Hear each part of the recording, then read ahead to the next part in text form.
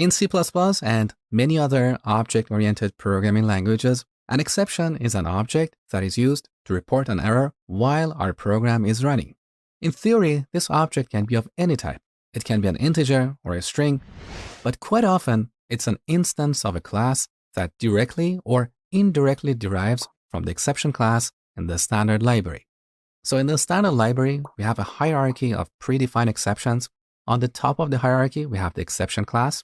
Below that, we have derivatives like logic error for reporting errors in the internal logic of the program, and runtime error for reporting errors that happen at runtime. Now, most of the time, the functions in the standard library don't use these exception classes. They use one of their derivatives. For example, under logic error, we have invalid argument, which you have seen before. We use that when a function receives an invalid argument. We also have out of range, which is kind of similar but has a different purpose.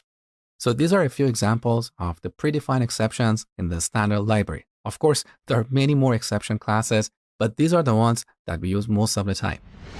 We can also create our own exceptions that are meaningful to our application domain. For example, we can create exception classes like employee not found, account logged, daily quota reached, and so on. Now, working with exceptions is kind of like playing volleyball. So one player throws a ball and the other player catches it. So when a function encounters a problem it can't handle, it throws an exception. Now, somewhere else, we should catch that exception and do something with it. In reality, that exception is just an object that contains information about the error.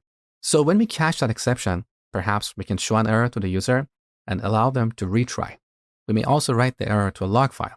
What we do is really dependent on the kind of error. There is no one-size-fits-all. So that's the idea of working with exceptions. Over the next few lessons, we're going to see how we can work with exceptions in our programs.